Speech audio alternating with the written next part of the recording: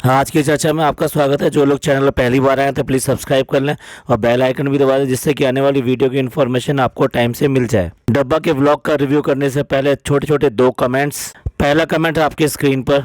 Congratulation भालू अप्पी, इतने दिनों से आपकी खुजली मची हुई थी कि कैसे लोग रिजा की तारीफ करने में लगे रहते हैं कि वो कितनी ऑर्गेनाइज्ड है, अच्छी है, कायदे की है, सारे काम करती है। उसकी अलमारी वाला प्लान भी फेल हो गया। अब कैसे नीचा दिखाओ, तो ये प्लान मस्त था, मस्त सही तरीके से आग में घी डाला अप्पी ने और काम हो गया। Wow, you are more talented than भाभी।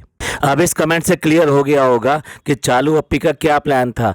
वो बार बार कोशिश करती है कि किसी तरीके से पिज़्ज़ा को नीचे दिखा सके, तो उसने हर बार प्लान बनाती है। इस बार ये मस्त प्लान बनाया था जिससे कि उसकी ज़्यादा ट्रोलिंग हो सके और वो अपनी माँ को कुछ ऐसा वर्ड बोले, ऐसी ऐसी बातें बोले जिसके लिए लोग बाग उसको बुरा कहना शुरू कर दें। वाह चालू अप्पी, छोटे छोटे बच्चों से भी मतलब जो है बहस है। छोटे छोटे बच्चों की भी खुशी आपको देखी नहीं जाती। आपको सिर्फ अपनी पैम्परिंग, अपनी पैम्परिंग, अपनी पैम्परिंग, इतना भी ज़्यादा क्या इतना होना। और लोगों ने भर भर के इस तरह के ही कमेंट करे हैं। एक नीचे वाला कमेंट देखिए, the way Riza said to her mom, मुझे तुम्हारे हाथ का कुछ भी नहीं कराना, is so sad, that's so rude to her. यही वाला प्लान था ना चालू अप्पी आपका कि किसी भी तरीके से बच्चों के लिए ये वाले कमेंट्स आएँ और किसी भी तरीके से बच्चे अपनी माँ के लिए कोई ना कोई ऐसा कमेंट कर दें। जलन की भी हद है, चाहे माँ से हो चाहे किसी से भी हो, ये किसी को नहीं छोड़ती है, किसी को भी नहीं छोड़ती। अब अपनी माँ से ही देख लीजिए, इसने एक सूट पहना और उसका दुपट्टा इसके पास में मैचिंग नहीं था, तो उसने ये कहा कि मेरे को एक दुपट्टा निकाल कर दे दो, तो उसकी माँ ने जो दूसरा दुपट्टा निकाल के दे दिया जो बेसिकली उससे मैचिंग नहीं था। जबकि ये खुद गई और उसकी अलमारी में जाके उसने खुद देखा तो एक और दुपट्टा मिल गया जो कि बेसिकली उस सूट से बिल्कुल मैच करता हुआ था। और उसके बाद में आकर अपनी माँ की भी पोल खोलती है और कहती है कि इन्होंने जानबूझ के मुझे वो वाला दुपट्टा नहीं दिया और दूसरा दुपट्टा दे दिया मैचिंग वाला, जबकि दुपट्टा इनके पास था। और माँ ने भी फटाफट कह दिया। ये जो है गलत करती है और किसी भी तरीके से किसी की अलमारी को बिना आज्ञा के, बिना परमिशन के खोलना नहीं चाहिए। और उसके बाद में जब फ़नी आया तो फ़नी को भी उसने ये वाली शिकायत की कि इसने इस तरीके से दुपट्टा चोरी किया, और उधर उसने शिकायत की कि आज अम्मी ने ऐसा किया कि हमें को दुपट्टा नहीं दिया। तो इस सबसे क्या लगता है, ये बंदी जो है किसी की भी सगी नहीं है, सिर्फ अपनी इमेज बनाने के लिए किसी को नहीं छोड़ती, अपनी माँ तक को नहीं छोड़ती। तो ये बच्चे तो क्या चीज़ है। अब एक और इम्पोर्टेंट कमेंट अपने स्क्रीन पर देखें। Riza and Rehan should get 75% of your YouTube income because they are only content of your blog. उनको मजाक बनाओ और उससे पैसा कमाओ। Now Riza is young girl. You should maintain her dignity. इस बात की डिमांड तो कब से जो लोग बाग कर रहे हैं कि तुम्हारे व्लॉग के अंदर जो मेन कंटेंट होता है ये दोनों बच्चे ही होते हैं, तो ये तुम्हारे जो इनकम है उसके जो है 50% के हकदार हैं। तुम्हें ये 50% उनको देना चाहिए, चाहे किसी भी रूप में दो। और यहाँ पर ये एक बात और कह रहे हैं कि अब वो रिजा जब बड़ी हो गई है, यानी कि अब उसकी एज जो है ज़्यादा हो चुकी है, तो ऐसे में उसको इस तरह से ट्रोलिंग होने देना और उसको ट्रोलिंग के लिए प्लान करना और षड्यंत्र करना कि किसी भी तरीके से लोग बाग उसको बुरा बोले, ये अच्छा नहीं है। उसकी भी डिग्निटी को बना के रखना चाहिए। अगर उसके अंदर कुछ नेगेटिविटी है तो तुमको चाहिए कि उसके ऊपर काम करो और उसको ख़त्म कराओ। बट ये बड़े बहन होने वाला कहीं से भी कोई फ़र्ज नहीं निभाती है। ये काम जो कि इसकी भाभी ने इसके लिए किया था, क्या इसको नहीं करना चाहिए? भाई ऐसे ही होता है, हमारे साथ कोई करता है, हम दूसरे के साथ करते हैं, वो फिर किसी और के साथ करता है। फैमिली की जो लर्निंग होती है वो इसी तरीके से होती है। पर यहाँ इसको व्लॉग के लिए कंटेंट चाहिए तो उनकी बेइज्जती कर लेती है, उनसे काम भी करवा लेती है, उनको ही हर समय दिखाकर कंटेंट कमाती है और उसी से पैसा कमाती है। मैंने ये जो कमेंट्स लिए हैं वो इसीलिए लिए हैं कि इसका क्या कैरेक्टर है और क्या व्लॉग में दिखा रही है, ये 2-3 कमेंट से ही सारा का सारा पता चल जाता है। इसके नीचे वाला कमेंट देखिए, ये भी वही कहानी कह रहा है। सबको नौकर बना दिया है सबा मैडम ने, बेटी खाला की रेस्पेक्ट करो, she is best in your family. चलिए व्लॉग की बात करते हैं। असर की नमाज के बाद में फ़नी वापस आया जिम से और ये कह रहा है कि तुम तो लगता है सोई हुई थी। वो कह रहे मैं कहाँ सोती हूँ। ये दिखाता है इस बात को कि ये जो है या तो सोती रहती है या फिर ये खेल तमाशे करती रहती है। रात को 2:30 बजे तक, 3-3 बजे तक ये लोग जागते रहते हैं। तो और दिन में सोएंगे नहीं तो और क्या करेंगे, पहले सो के लेट उठते हैं फिर उसके बाद में फिर दोबारा सो जाते हैं। भाई तारीफ कर रहे हैं कबाब की, चटनी बहुत अच्छी थी, कबाब बहुत अच्छे थे, कुछ खुद भी कर लो। सारी चीजें भी नौकरों की तरह ये बनाएंगे वो बनाएंगे, सबसे काम करवाते रहो करवाते रहो। हाँ, कोई घर जमाई कह दे ये सब कर दे तो बुरा भी बहुत लगता है। इसको लोग बाग जो ना गेट कीपर बनाना भी सही नहीं समझते। यानी कि ये कोई आए, घंटी बजे तो ये गेट जाके खोल दे या दरवाजा खोल दे, ना ना ना ना, बिल्कुल उम्मीद नहीं है, किसी को उम्मीद नहीं है। और ऐसा पिज्जा ने कह भी दिया कि मुझे तो लगा ही नहीं कि भाई तुम आके गेट खोलोगी, कोई और आके गेट खोलेगा। इतना कष्ट कौन करता है, इतना कष्ट मत करो अपी, आप बैठ जाओ, आप आराम से पैम्परिंग कराएंगे हम आपकी। आप बता दो बस कब हंसना है, कब रोना है, कब क्या काम करना है। और हम जो रात को 2 बजे तक 2:30 बजे तक भी जागते रहेंगे, जब कहोगे जब मार्केट उठा के चल देंगे। पर दरवाजा खोलना, कोई घर का काम करना, ना ना ना, ये सब कुछ मत करना। बेकार में तुम्हारे हाथ में या कहीं पे भी लग गया तो फिर जो गालियां किसको पड़ेंगी, गालियां हमें ही पड़ेंगी। और ये जो ज्ञान भरे इतने सारे क्वेश्चन पूछ रही थी उससे, मतलब क्या था, क्या जानना चाहती थी, या ये कंटेंट के लिए लिख कर रख लिया था कि ऐसे ऐसे टाइम पास करेंगे कि क्या पढ़ाया गया आज, मेहंदी दिखाओ, और साथ साथ जो क्या खाने के लिए लेकर गई थी। थोड़ा सा रास्ते के बारे में भी पूछ लेती कि कितने बजे पहुंच गई, कितने बजे आई, और क्या क्या मोड आपने यूज करे वहाँ ट्रांसपोर्टेशन के। अननेसेसरी की बातें, फालतू की बातें और कंटेंट। अब क्योंकि इरफान जा रहा है घर पर तो उसके साथ में सास के लिए कुछ कपड़े भेजना चाहती है, क्योंकि कुछ ये भी दिखाना है ना कि भी कितना ख्याल रखती है वो। और देखो वो पिज़्ज़ा जो है इसका सूट पहन के जा रही है पुराना, तो ऐसे कैसे पहन के जा सकती है, ये तो बताना पड़ेगा भाई किसका सूट है, किसने दिया है, इतना बड़ा एहसान, इतना बड़ा एहसान किसने किया है बहन के ऊपर। क्योंकि बहन थोड़ा ना है, बहन तो समझती ही नहीं इसे, क्योंकि बहन तो जो वो होती हैं कि जो अपने एक दूसरे के कपड़े आराम से पहन लेती हैं और कुछ सामने किसी को बताती भी नहीं।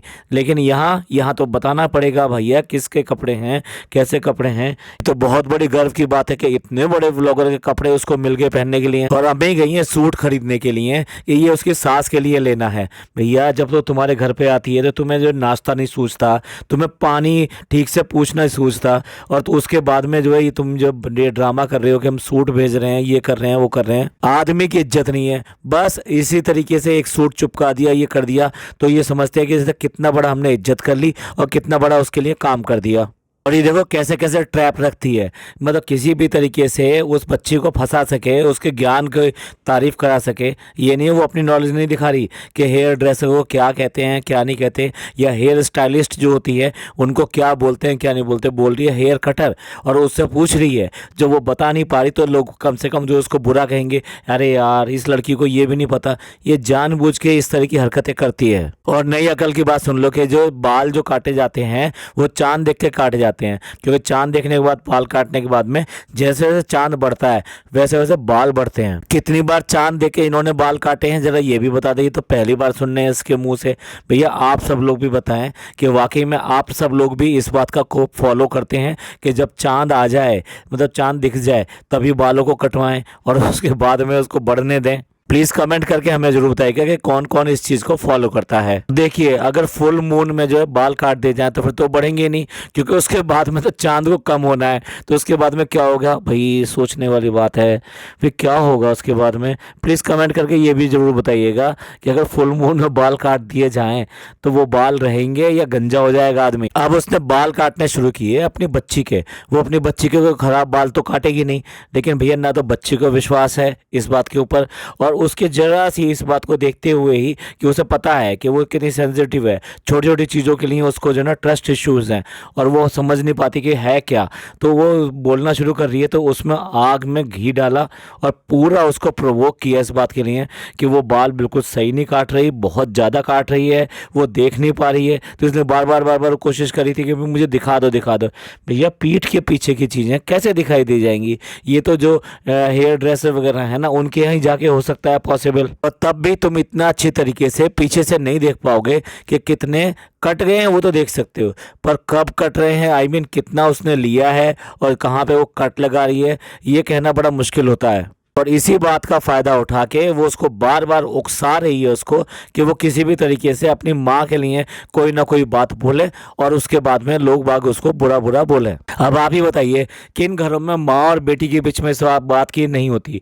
माएँ हमेशा जो कहती हैं कि आओ लाओ तुम्हारे तेल लगा दूं, और बच्चे सुनते नहीं हैं और उसके बाद में भागते हैं, तो क्या उसको ये कह सकते हैं कि ये बच्चे जो हैं माँ की बेअदबी कर रहे हैं या बेइज्जती कर रहे हैं? ये हर घर की कहानियां हैं और उसके बाद में ये सब सेटल भी हो जाती हैं। और आप देखो पीछे इतने सारे सूट रखे हुए हैं कैबिनेट के ऊपर, ये सूट आज भी ऐसे रखे हुए हैं। ये जो कहानियां गढ़ती रहती है ना, भेज रही हूँ भेज रही हूँ भेज रही हूँ, पता नहीं कौन सी बैलगाड़ी से भेजेगी, कौन सी सदी में भेजेगी।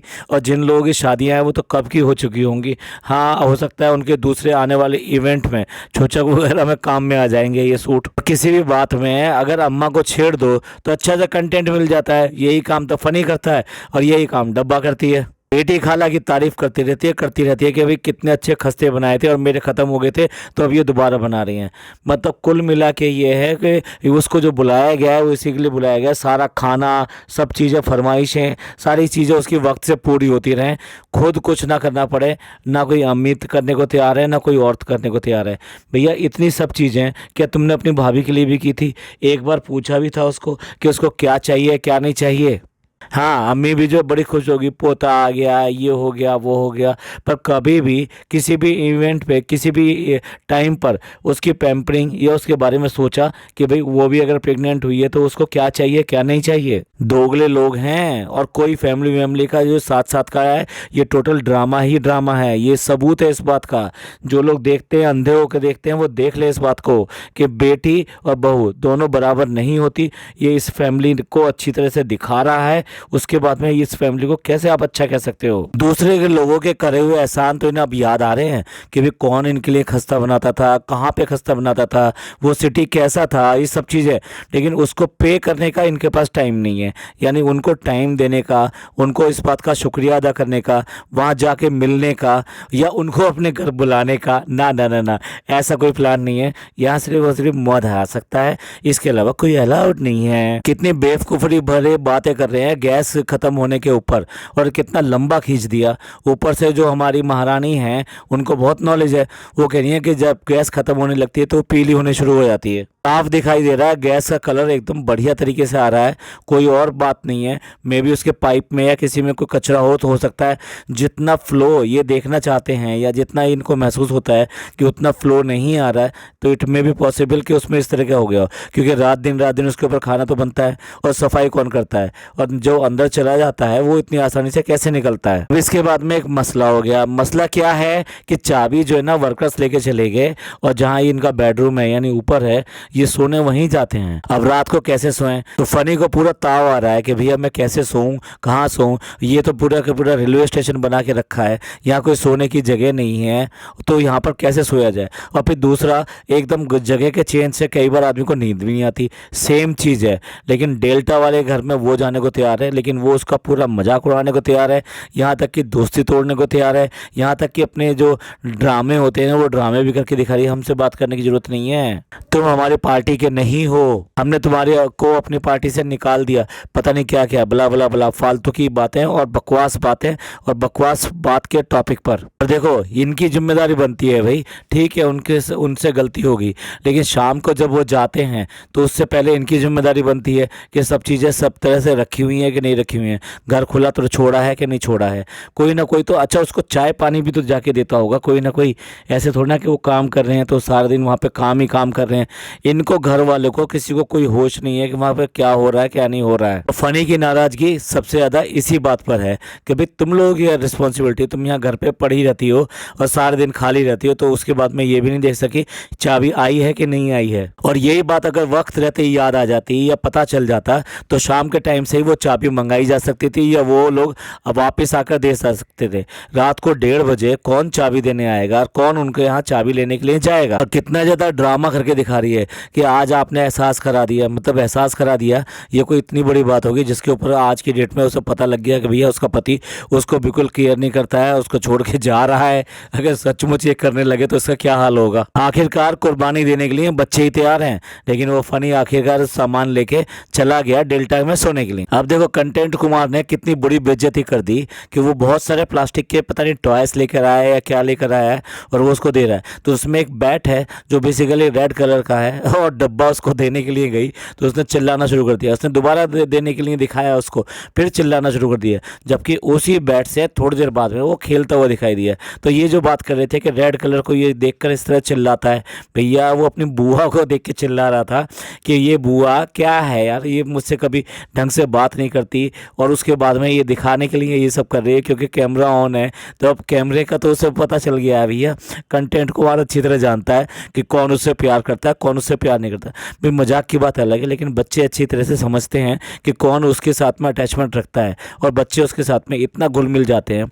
आपने देखा होगा कई बार घर के जो मेड वगैरह जो होती हैं उनके साथ बच्चे इतने ज़्यादा घुल मिल जाते हैं, जैसे कि इसने भी किया है। अब आप देखो, अगर उससे रेसिपी कह रही है कि भाई चटनी की रेसिपी बता दो और बनाकर बता दो, तो उसको फिर ज्ञान दे रही है कि नहीं नहीं रेसिपी ऐसे नहीं बताई जाती है, ऐसे बताई जाती है कि कितनी कितनी क्वांटिटी में क्या क्या चीज़ लेनी है। भैया वो देसी तरीके से जैसा करती है वो आपको बता रही है, वो इतना पढ़ी लिखी और ये सब चीज़ें तो है नहीं। ये तुम्हारा काम है कि तुम उसको एनालाइज करो और लोगों को बताओ, लेकिन नहीं, इन्हें तो कुछ करना भी नहीं है और अपने व्लॉग में कंटेंट भी चाहिए। तो इसलिए यूज़ किया जा रहा है, सिर्फ और सिर्फ यूज़ किया जा रहा है, खुद कुछ नहीं करना है। इवन देन प्रॉपर तरीके से बताने के लिए भी उसको कष्ट हो रहा है कि ना ना ना ये चीज़ें भी तुम ही बता दो। और वाह कितना मतलब जो मिसिंग कंटेंट था। हाँ, बिना पानी के चटनी बन जाएगी। भाई इतनी अकल जो है किस में है, इस डब्बा में ही है कि डब्बा ने ही बताया कि पानी डालना बहुत ज़रूरी है। लोग तो बेवकूफ़ हैं, मतलब कि ये जो खाला बता रही है कि ये ऐसे ऐसे करके बनाना है और इसको पीस लेना है,